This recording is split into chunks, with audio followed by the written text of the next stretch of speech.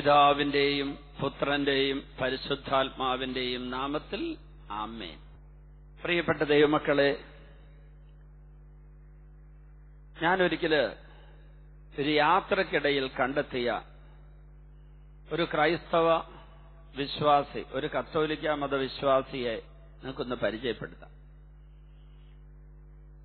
അയാള് എന്റെ പ്രസംഗം ശാലോം ടെലിവിഷനിലും ഗുഡ്നസ് ടിവിയിലൊക്കെ കേട്ടിട്ടുണ്ട്.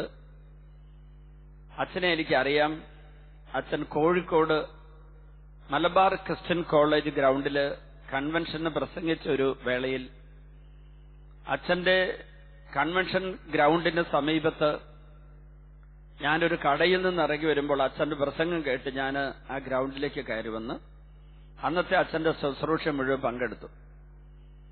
അച്ഛന്റെ ഫോൺ നമ്പറും ഡീറ്റെയിൽസൊക്കെ എനിക്കൊന്ന് തന്നാൽ അച്ഛൻ എവിടെയൊക്കെ കൺവെൻഷൻ പോകുന്നുണ്ടോ അവിടെയെല്ലാം വരണമെന്ന് എനിക്കൊരു ആഗ്രഹമുണ്ട്. അച്ഛന്റെ ശുശ്രൂഷയിൽ എനിക്ക് പങ്കെടുക്കാനായിട്ട് അച്ഛൻ്റെ ഒരു അവസരം ഉണ്ടാക്കി തരണം. ഞാൻ പറഞ്ഞു, തീർച്ചയായിട്ടും ഞാൻ കൺവെൻഷന് പോകുന്ന സ്ഥലങ്ങളൊക്കെ അറിയിക്കാം. പറ്റുമെങ്കിൽ സഹോദരൻ മുരുങ്ങൂർ ഡിവൈൻ ധ്യാന കേന്ദ്രത്തിൽ വന്നൊരു ധ്യാനം കൂടണം.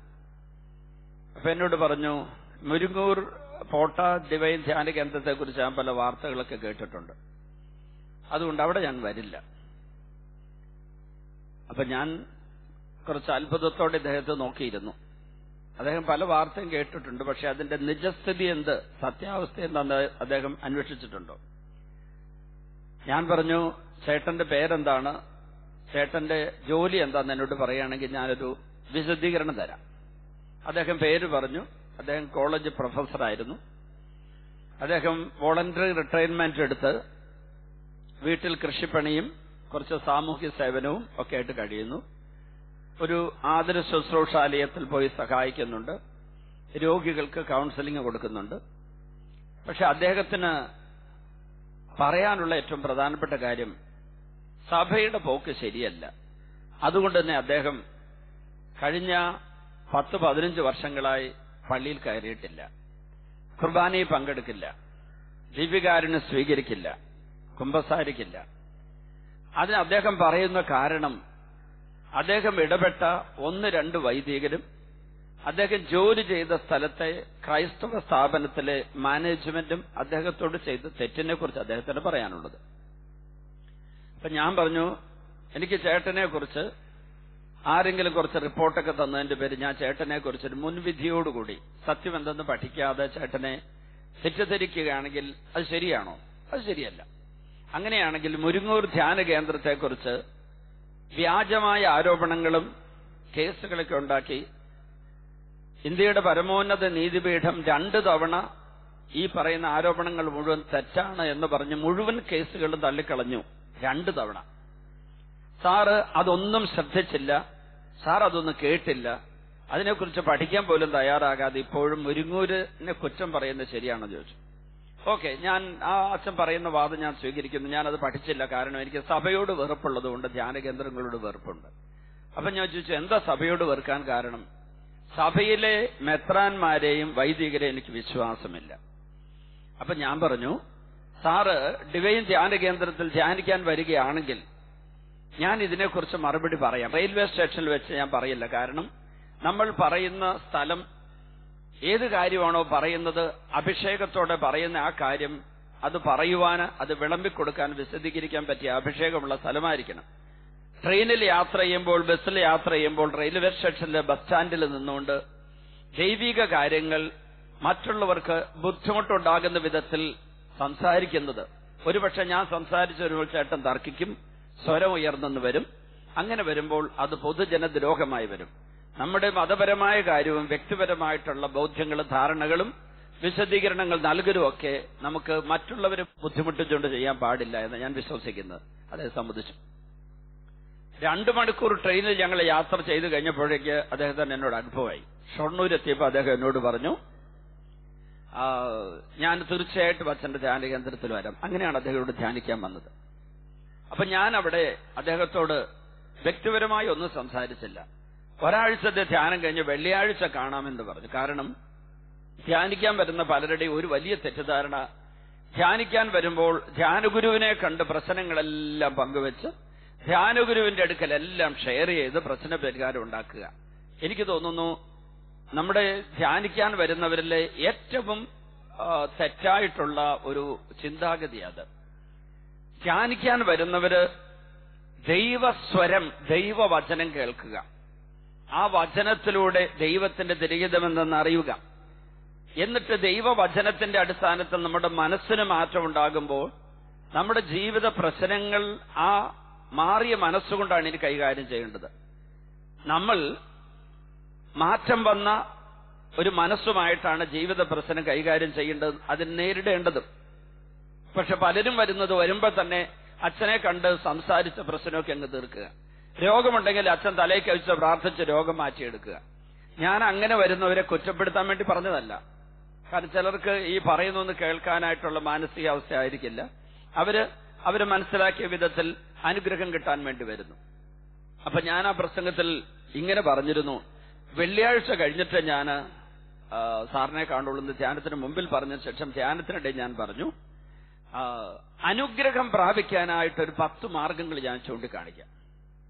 നമ്മുടെ രോഗങ്ങൾ, വേദനകൾ, പ്രശ്നങ്ങൾ പരിഹരിക്കാൻ വേണ്ടി ദൈവം നമ്മുടെ ജീവിതത്തിൽ ഇടപെടുന്ന 10 മാർഗങ്ങളുണ്ട്. നമ്മുടെ ചോദ്യങ്ങൾക്ക് ഉത്തരവും നമ്മുടെ പ്രശ്നത്തിന് പരിഹാരവും കർത്താവ് നൽകാൻ ജീവിതത്തിൽ ഇടപെടുന്ന 10 മാർഗങ്ങൾ ഞാൻ പറഞ്ഞു കൊടുത്തു. അതിലൊന്നാണ് നമ്മുടെ ഇന്നത്തെ ചർച്ചാ വിഷയവും പഠന വിഷയവും ധ്യാന വിഷയവും. ആ 10 മാർഗങ്ങൾ ഇതാണ്. അനുഗ്രഹം പ്രാപിക്കാനായി വിശ്വാസ ജീവിതം നയിക്കണം. രണ്ടാമതായി വിശുദ്ധ ജീവിതം നയിക്കണം, പാപരഹിത ജീവിതം നയിക്കണം. മൂന്നാമതായി സഭാത്മക ജീവിതം. ഈ വിശുദ്ധ ജീവിതത്തിനും വിശ്വാസ ജീവിതത്തിനും ദൈവം നമുക്ക് തന്നിരിക്കുന്ന അടിസ്ഥാന സംഭാവനയാണ് ഈ തിരുസഭ. ആ സഭയോട് ചേർന്ന് സഭയിൽ അംഗമായി സഭയെ സ്നേഹിച്ച് സഭയെ ശ്രമിച്ച് സഭയെ അനുസരിച്ച് ജീവിക്കണം. സഭാത്മക ജീവിതം വേണം. അതിൽ വന്നു കഴിഞ്ഞാൽ കൗദാശിക ജീവിതം കിട്ടും. പ്രത്യേകിച്ച് മാമോദിസ സ്വീകരിച്ചവര് അടുക്കലടുക്കൽ കുമ്പസാരിച്ചും ദിവ്യകാരുണ്യം യോഗ്യതയോടെ എപ്പോഴും സ്വീകരിച്ചും വളരണം. അങ്ങനെ കൗദാശിക ജീവിതത്തിലേക്ക് വരണം. അടുത്തതായിട്ട് പ്രാർത്ഥനാ ജീവിതം വേണം. വ്യക്തിപരമായ പ്രാർത്ഥന വേണം, സമൂഹപരമായ പ്രാർത്ഥന വേണം, കുടുംബപരമായ പ്രാർത്ഥന വേണം. അങ്ങനെ പ്രാർത്ഥനാ ജീവിതത്തിന്റെ മേഖലകളെല്ലാം ഉണ്ടാകണം. അതുപോലെ ആത്മീയ ശുശ്രൂഷ ജീവിതത്തിലേക്ക് ഇറങ്ങണം. മറ്റുള്ളവരുടെ ആത്മാക്കളെ രക്ഷിക്കാനുള്ള ശുശ്രൂഷയിലേക്ക് ഇറങ്ങണം. മറ്റുള്ളവർക്ക് ആത്മീയമായി വളരുവാനുള്ള സംവിധാനങ്ങൾ ഒരുക്കിയും സൗകര്യങ്ങൾ ഒരുക്കിയും ശുശ്രൂഷ ചെയ്ത് വളരണം. ആത്മീയ ശുശ്രൂഷ ജീവിതം അതിന്റെ ഉപോൽപ്പന്നമാണ്, ബൈ പ്രോഡക്റ്റ് ആണ്. അടുത്തത് പരസ്നേഹ ശുശ്രൂഷ ജീവിതം വേണം. മറ്റുള്ളവർക്ക് അവരുടെ അനുദിന ജീവിത ആവശ്യങ്ങളിൽ, ദുരിതങ്ങളിൽ, അവരുടെ രോഗാവസ്ഥകളിൽ, അവരുടെ ദാരിദ്ര്യത്തിൽ അവരെ സഹായിക്കുവാനായിട്ടുള്ള മനസ്സ് നമുക്ക് വേണം. ശുശ്രൂഷയിലേക്ക് ഇറങ്ങണം. പരസ്നേഹ ശുശ്രൂഷ ജീവിതം വേണം.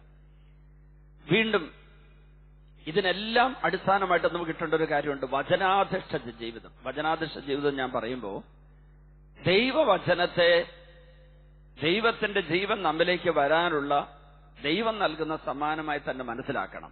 വചനം വായിക്കണം, ധ്യാനിക്കണം, പഠിക്കണം, വചനം പ്രായോഗികമാക്കണം, വചനം അനുസരിച്ച് ജീവിക്കണം. വചനം നമ്മൾ ഹൃദയസ്ഥമാക്കണം, ബൈ ഹാർട്ട് ചെയ്യണം. മനപാഠമാക്കിയാൽ പോരാ, മനസ്സിൽ വന്ന വചനം ഹൃദയത്തിന്റെ ഭക്ഷണമായി മാറണം, ആത്മാവിന്റെ ഭക്ഷണമായി മാറണം. അതുപോലെ തന്നെ മറ്റൊരു കാര്യമാണ് വിശുദ്ധരുടെയും മാലാഖമാരുടെ കൂട്ടായ്മയിലുള്ള ജീവിതം. സ്വർഗത്തിൽ ഉള്ള വിശുദ്ധരും മാലാഖമാരും അതിന്റെ കൂടെ ഈ ഭൂമിയിലുള്ള ഭൗമിക വിശുദ്ധര്, ദൈവഗീതപ്രകാരം ജീവിക്കുന്നവര്, ദൈവത്തിന്റെ ദൃഷ്ടം അന്വേഷിക്കുന്നവര്, അവരുടെ കൂട്ടായ്മയിലുള്ള ഒരു ജീവിതം വേണം. അവസാനമായിട്ട് ഞാൻ പറഞ്ഞത് സ്വർഗോന്മുഖമായ ഒരു സാക്ഷ്യ ജീവിതം വേണം. ഏത് കാര്യം ചെയ്താലും അത് സ്വർഗത്തെ ലക്ഷ്യമാക്കിയുള്ളതായിരിക്കണം. മറ്റുള്ളവർക്ക് സ്വർഗം കിട്ടണം, എനിക്ക് സ്വർഗം കിട്ടണം. അങ്ങനെ സ്വർഗോന്മുഖമായ ഒരു ജീവിതം ഉണ്ടാകണം. ഇത്രയുമാണ് ഞാൻ ദൈവാനുഗ്രഹം പ്രാപിക്കാൻ. വേറെ ഒത്തിരി മാർഗങ്ങൾ ഇനിയും നമുക്ക് പറയാം, പക്ഷെ അടിസ്ഥാനപരമായി ഇത്രയും മാർഗങ്ങൾ ഞാൻ പറഞ്ഞു. അപ്പോൾ അതിനെക്കുറിച്ച് ഞാൻ പറഞ്ഞു കഴിഞ്ഞപ്പം ഈ സാറ് എന്നെ ഒന്ന് കാണുവാൻ ആഗ്രഹിച്ചു. അപ്പൊ ഞാൻ എന്റെ അന്നത്തെ പ്രസംഗത്തിൽ ഈ 10 മാർഗങ്ങൾ പറഞ്ഞെങ്കിലും സഭയെക്കുറിച്ച് എനിക്ക് പറയാനുള്ളത് പറയാൻ ആ സമയത്ത് എനിക്ക് നേരം കിട്ടിയില്ല. അതുകൊണ്ട് അദ്ദേഹം കഴിഞ്ഞ ഉടനെ ഒന്ന് പറഞ്ഞു, അച്ഛൻ ഈ പറഞ്ഞ കാര്യങ്ങൾ എല്ലാം കൂടി അച്ഛൻ ലിങ്ക് ചെയ്ത് ഒന്ന് കൂട്ടി യോജിപ്പിച്ച് സഭയിലൂടെയാണ്, സഭയിൽ അംഗങ്ങളായിട്ടാണ്, സഭയുടെ കൂടെയാണ് ഈ കാര്യങ്ങളൊക്കെ നേടേണ്ടതെന്ന് അച്ഛൻ പറഞ്ഞത് എന്നെ വല്ലാതെ വേദനിപ്പിച്ചു. ഞാൻ ചോദിച്ച കാരണം എന്താ? അച്ഛ, ഇന്ന് ലോകത്തിലേറ്റവും വിശ്വസിക്കാൻ കൊള്ളാത്ത ഒരു കൂട്ടായ്മ തിരുസഭയാന്ന് പറഞ്ഞു. അപ്പൊ എനിക്ക് സാറിനെ കുറിച്ചുള്ള എന്റെ മതിപ്പെല്ലാം അങ്ങ് പോയി. ഒരു കോളേജ് അധ്യാപകനായിരിക്കുന്ന ഒരാള്, ഒരുപക്ഷെ ഞാനീ പ്രസംഗിക്കുന്ന അദ്ദേഹം എവിടെയെങ്കിലും ഇരുന്ന് കേൾക്കുന്നുണ്ടെങ്കിൽ അദ്ദേഹം മുറിവേൽക്കില്ല എന്ന് നിങ്ങൾക്ക് ഞാൻ ഉറപ്പു തരാം. കാരണം ഞാൻ അദ്ദേഹത്തോട് പറഞ്ഞു, ഞാൻ പ്രസംഗത്തിൽ ഇത് സൂചിപ്പിക്കും. അദ്ദേഹം അനുവാദം തന്നിട്ടുണ്ട്. കോളേജ് പ്രൊഫസർ ആയിരുന്ന ഒരാള് തിരുസഭയെക്കുറിച്ച് പറഞ്ഞപ്പോൾ പറഞ്ഞത്, ഏറ്റവും വിശ്വസിക്കാൻ കൊള്ളാത്ത ഒരു സമൂഹമാണ് സഭ എന്ന് പറഞ്ഞത് സത്യത്തിൽ ദൈവത്തെ ധിക്കരിക്കുന്നതിന് തുല്യമായിട്ടുള്ള ഒരു പാപവചനമായിട്ടാണ് എനിക്ക് തോന്നിയത്. എന്ന് പറഞ്ഞാൽ, പ്രിയപ്പെട്ട ദൈവമക്കളെ, സഭയെക്കുറിച്ചുള്ള ഒരു ഉൾക്കാഴ്ച ഇല്ലാത്തതുകൊണ്ടാണ് അദ്ദേഹം പറഞ്ഞത്. വിശ്വാസ ജീവിതവും പാപരഹിതമായ വിശുദ്ധ ജീവിതവും വചനാധിഷ്ഠ ജീവിതവും കൂദാശ ജീവിതവും പരസ്നേഹ ശുശ്രൂഷ ജീവിതവും ആത്മീയ ശുശ്രൂഷ ജീവിതവും പ്രാർത്ഥനാ ജീവിതവും അതുപോലെ തന്നെ വിശുദ്ധരുടെ മാലാഖമാരുടെ കൂട്ടായ്മയിലുള്ള ജീവിതവും സ്വർഗോന്മുഖമായ സാക്ഷ്യ ജീവിതവും എല്ലാം സാധ്യമാകണമെങ്കിൽ ഒരെണ്ണം കൂടിയുണ്ട്, ജീവിതാന്തസ്സിന്റെ കടമകൾ നിർവഹിച്ചുകൊണ്ടുള്ള ഒരു ജീവിതം. ജീവിതാന്തസ്സിന്റെ കടമ, പൗരോഹിത്യ ജീവിതാന്തസ്, സന്യാസ ജീവിതാന്തസ്, അതുപോലെ അൽമായരുടെ കുടുംബ ജീവിതത്തിന്റെ ആ ജീവിതാന്തസ്, അതിന്റെ കടമ നിർവഹിച്ചുകൊണ്ടുള്ള ജീവിതത്തിലൂടെ മുന്നേറണമെങ്കിൽ ഇതിന്റെ എല്ലാറ്റിന്റെയും അടിസ്ഥാനമായി, ഇതിന്റെ പ്രവർത്തന മേഖലയായി, ഇതിന്റെ ഒരു ചട്ടക്കൂടായി, ഇതിന്റെ ആത്മീയ ശക്തി കേന്ദ്രമായി, സ്രോതസ്സായി ദൈവം ഒരുക്കി വെച്ചിരിക്കുന്ന സഭയെ നമ്മൾ മനസ്സിലാക്കണം. പ്രിയപ്പെട്ടവരെ, ഞാൻ നിങ്ങളോട് സന്തോഷത്തോടെ പറയട്ടെ, വ്യാഴാഴ്ച വൈകുന്നേരം ഞാൻ തിരുസഭയെക്കുറിച്ച് ക്ലാസ് എടുത്തു കഴിഞ്ഞപ്പോഴേക്ക് ഈ കോളേജ് അധ്യാപകൻ രാത്രി 11 മണിക്ക് എന്നെ കാണാൻ വരുമെന്ന് തന്നെ ഞാൻ കരുതിയിരുന്നു. വരികയാണെങ്കിൽ വെള്ളിയാഴ്ച സംസാരിക്കാമെന്ന് കരുതി ഞാൻ ശുശ്രൂഷ കഴിഞ്ഞ് സ്റ്റേജിന്റെ പുറകിൽ നിന്ന് ആൾക്കാരെ എല്ലാം കണ്ട് പ്രാർത്ഥിച്ചു വിട്ട് ഞാൻ ഭക്ഷണമൊക്കെ കഴിച്ചു കഴിഞ്ഞപ്പോൾ ഞങ്ങളുടെ ഈ ഡിവൈനിലെ കൂട്ടായ്മയിലുള്ള വൈദികരൊക്കെ ആയിട്ടൊന്ന് സംസാരിക്കാൻ ഒരു മണിക്കൂറോളം എടുത്തു. അങ്ങനെ ഞാനൊരു 11:45 എന്റെ മുറിയുടെ മുമ്പിൽ ചെല്ലുന്നത്. ഞാൻ അവിടെ ചെന്നപ്പം ഞാൻ ഷോക്ക് അടിച്ചുപോയി. ഈ മനുഷ്യൻ അവിടെ ഇരുന്ന് എന്റെ മുറിയുടെ മുമ്പിൽ തലകുമ്പിട്ട് കിടന്ന് ഉറങ്ങുന്നുണ്ട്. എന്റെ വാതിലിലേക്ക് ഇങ്ങനെ പുറകോട്ട് ചാരിയിരുന്ന്, എന്നിട്ട് തല ഇങ്ങനെ കുമ്പിട്ടിരുന്ന് ഉറങ്ങുക. ചാരിയായിരിക്കുന്ന തല കുമ്പിട്ടിട്ടുണ്ട്. ഞാൻ ചെന്ന് വിളിച്ചു. സാറെന്താ ഇവിടെ ഇരിക്കുന്നത്? ഞാൻ അറിയാതെ അച്ഛൻ മുറി കയറാതിരിക്കാൻ വാതിൽ ചാരിയിരുന്ന് ഉറങ്ങുകയെന്ന് പറഞ്ഞു. അപ്പൊ ഞാൻ ചോദിച്ചു, എന്താ സാറേ?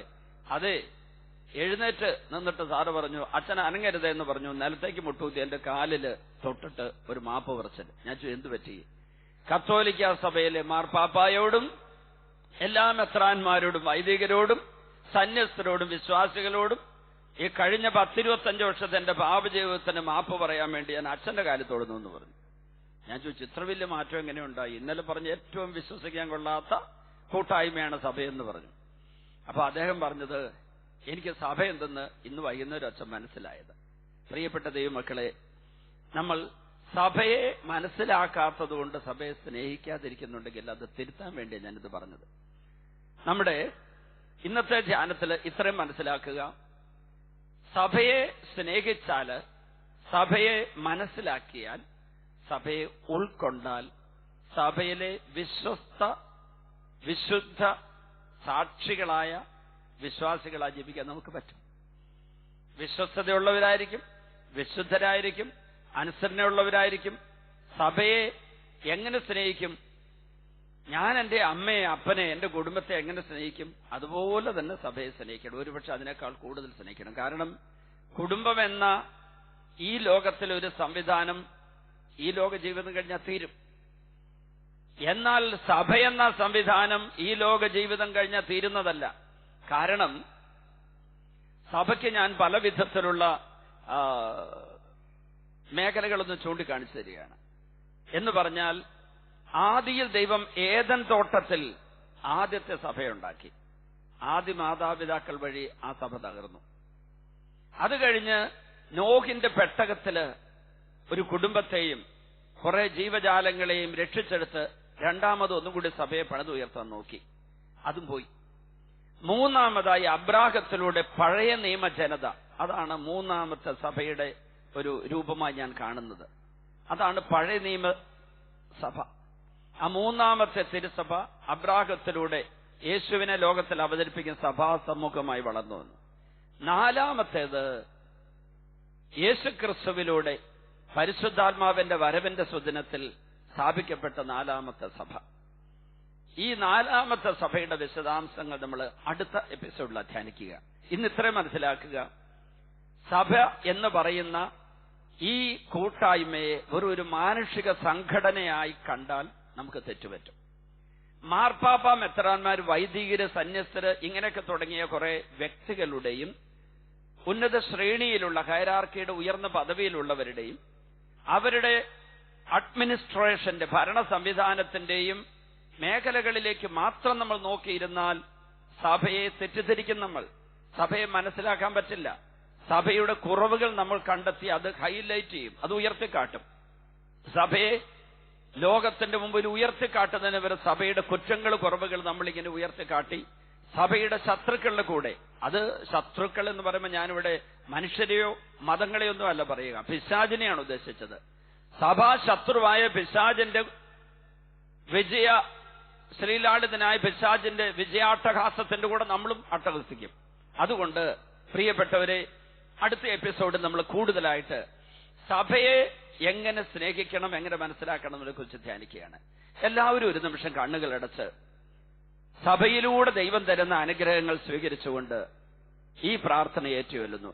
നമുക്ക് ഇപ്പോൾ എഴുന്നേറ്റ് നിന്നുകൊണ്ട് ഈ പ്രാർത്ഥനയെല്ലാം എല്ലാവരും കരങ്ങൾ യാചനാരൂപത്തിൽ പിടിക്കുന്നു. ഈ പ്രാർത്ഥന ഇങ്ങനെ ആവർത്തിക്കുന്നു. കർത്താവായ ഈശോയെ, അങ്ങ് ഞങ്ങൾക്ക് നൽകിയിരിക്കുന്ന അനുഗ്രഹം പ്രാപിക്കാനുള്ള എല്ലാ മാർഗങ്ങളെയും കുറിച്ച് അങ്ങ് ഞങ്ങളോട് സംസാരിച്ചതിനെ ഓർത്ത് ഞങ്ങൾ അങ്ങേക്ക് നന്ദി പറയുന്നു. ഈശോയെ, അങ്ങ് ഒരുക്കുന്ന എല്ലാ മാധ്യമങ്ങളിലൂടെ, മാർഗങ്ങളിലൂടെ ദൈവാനുഗ്രഹം പ്രാപിക്കുവാൻ ഞങ്ങളെ യോഗ്യരാക്കണമേ. വിശ്വാസ ജീവിതം, വിശുദ്ധ ജീവിതം, പാപരഹിത ജീവിതം, സഭാത്മക ജീവിതം, വചനാധിഷ്ഠിത ജീവിതം, കൗദാശിക ജീവിതം, പ്രാർത്ഥനാ ജീവിതം, ആത്മീയ ശുശ്രൂഷാ ജീവിതം, പരസ്നേഹ ശുശ്രൂഷാ ജീവിതം, ജീവിതാന്തസ്സിന്റെ കടമകൾ നിർവഹിച്ചുകൊണ്ടുള്ള ജീവിതം, വിശുദ്ധരോടും മാലാഖമാരോടും ചേർന്നുള്ള ജീവിതം, സ്വർഗോന്മുഖമായ സാക്ഷ്യ ജീവിതം, ഈ മാർഗങ്ങളിലൂടെ ദൈവാനുഗ്രഹം പ്രാപിക്കുവാൻ ഞങ്ങളെ അനുഗ്രഹിക്കണമേ. Hallelujah, hallelujah, hallelujah, hallelujah, hallelujah, hallelujah, hallelujah, hallelujah, hallelujah, hallelujah. യേശുവേ നന്ദി, യേശുവേ സ്തോത്രം, യേശുവേ നന്ദി, യേശുവേ സ്തോത്രം.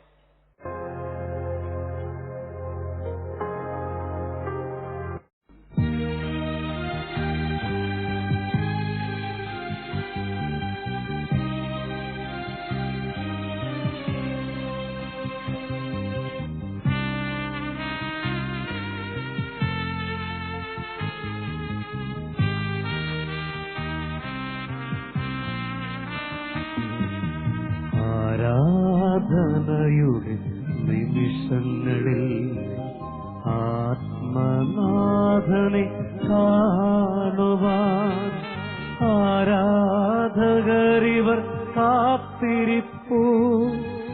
ആത്മനാഥനേശുവേ, ആരാധനയുടെ നിമിഷങ്ങളിൽ ആത്മനാഥനെ കാണുവാൻ ആരാധകരിവർ കാത്തിരിപ്പൂ. ആത്മനാഥനേശുവേ, കരങ്ങൾ ഉയർത്തി ആരാധന, ആരാധന, ആയിരം ആരാധന, ആരാധന, ആരാധന, ആയിരം ആരാധന, ആരാധന,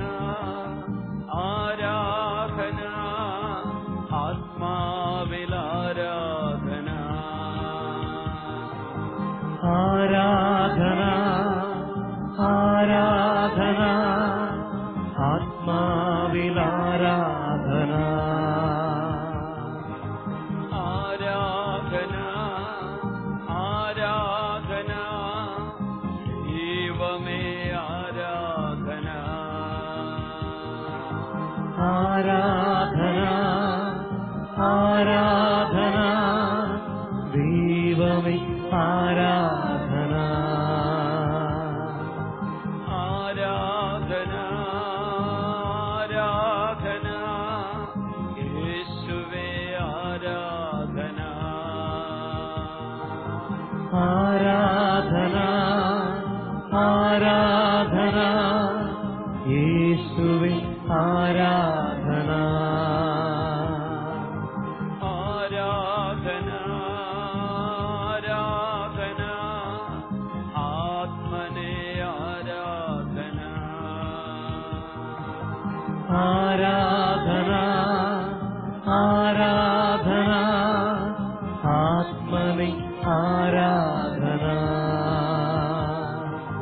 ഹല്ലേലൂയ ഹല്ലേലൂയ ഹല്ലേലൂയ ഹല്ലേലൂയ ഹല്ലേലൂയ ഹല്ലേലൂയ. എഴുന്നേറ്റ് നിൽക്കാം. എഴുന്നേറ്റ് കൈകൂപ്പി തലകുമ്പിട്ട് നിൽക്കാം. ഈശോ ഇതാ നമ്മളെല്ലാവരെയും അനുഗ്രഹിച്ച് ആശീർവദിച്ച് രോഗപീഠകൾ എടുത്തു മാറ്റി അനുഗ്രഹിക്കുകയാണ്. അവിടുത്തെ സന്നിധിയിൽ സന്തോഷത്തോടെ സ്നേഹത്തോടും വിശ്വാസത്തോടും പ്രത്യാശയോടും കൂടി നമുക്ക് അവിടുത്തെ ആരാധ്യത്തെ മഹത്വപ്പെടുത്താം. ഹല്ലേലൂയ. അങ്ങേ സന്നിധി അല്പനേരം ജീവിപ്പതോ മഹാഭാഗ്യമേ. അന്യഗൃഹത്തിലോരായിരം നാൾ വാഴ്വതേക്കാളെത്ര മോഹനം. അങ്ങേ സന്നിധി അല്പനേരം ജീവിപ്പതോ മഹാഭാഗ്യമേ. അന്യഗൃഹത്തിലോരായിരം നാൾ വാഴ്വതേക്കാളെത്ര മോഹനം.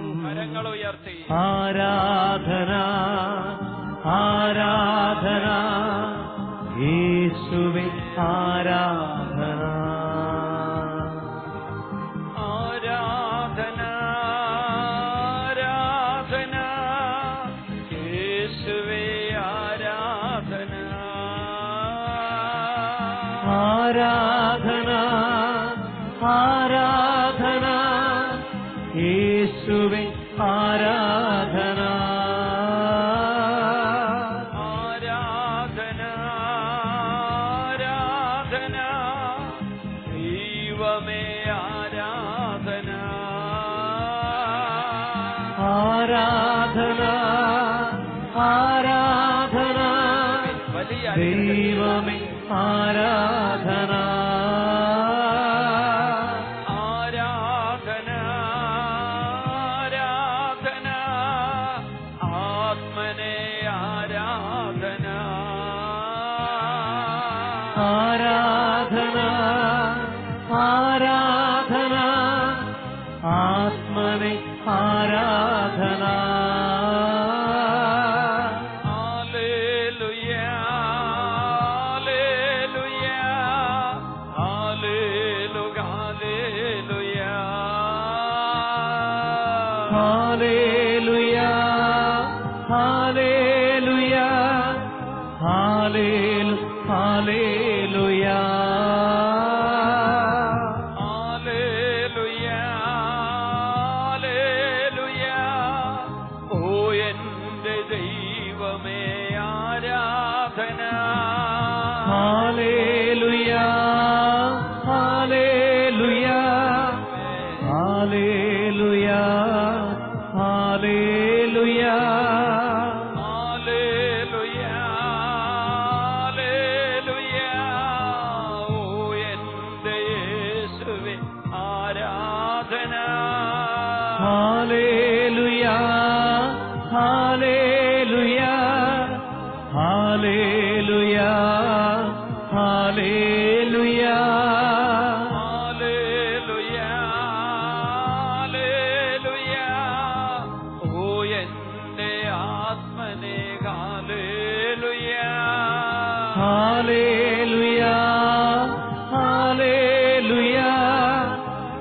ഹല്ലേലൂയ ഹല്ലേലൂയ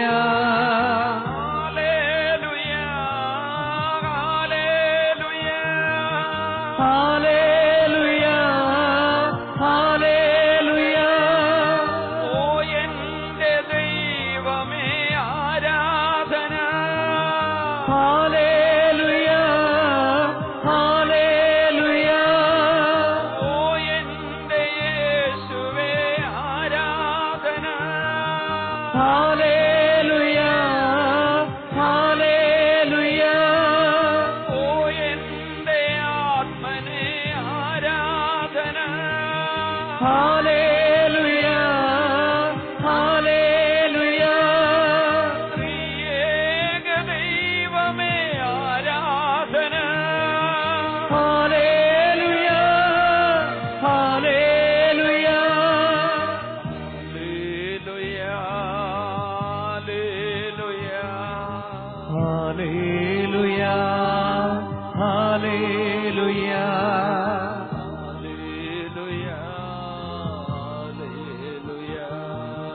ഹല്ലേലൂയ ഹല്ലേലൂയ മുട്ടുകുത്തി ഈശോയുടെ ആശീർവാദം സ്വീകരിക്കുന്നു. എല്ലാവരും ഈശോയുടെ നേരെ കരങ്ങൾ നീട്ടുന്നു. എവിടെയെല്ലാം ഇരുന്നിപ്പോൾ നിങ്ങൾ ആശീർവാദം സ്വീകരിക്കുന്നുണ്ട് അവിടേക്കെല്ലാം സൗഖ്യം വരികയാണ്.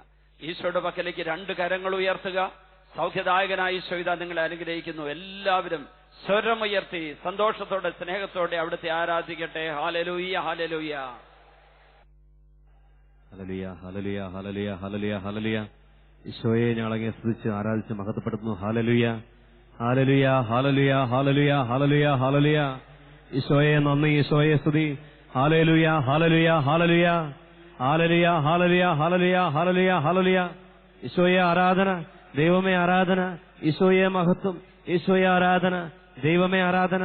ഹല്ലേലൂയ ഹല്ലേലൂയ ഹല്ലേലൂയ. ഈശോയെ നന്ദി, ഈശോയെ സ്തുതി. ഹല്ലേലൂയ ഹല്ലേലൂയ ഹല്ലേലൂയ ഹല്ലേലൂയ. ഈശോയെ നന്ദി, ഈശോയെ സ്തുതി. ഹല്ലേലൂയ. പരിശുദ്ധ പരമ ദിവ്യ കാരുണ്യത്തിന് എന്നേരവും ആരാധനയും സ്തുതിയും പുകഴ്ചയും ഉണ്ടായിരിക്കട്ടെ. പരിശുദ്ധ പരമ ദിവ്യ കാരുണ്യത്തിന് എന്നേരവും ആരാധനയും സ്തുതിയും പുകഴ്ചയും ഉണ്ടായിരിക്കട്ടെ. പരിശുദ്ധ പരമ ദിവ്യ കാരുണ്യത്തിന് എന്നേരവും ആരാധനയും സ്തുതിയും പുകഴ്ചയും ഉണ്ടായിരിക്കട്ടെ.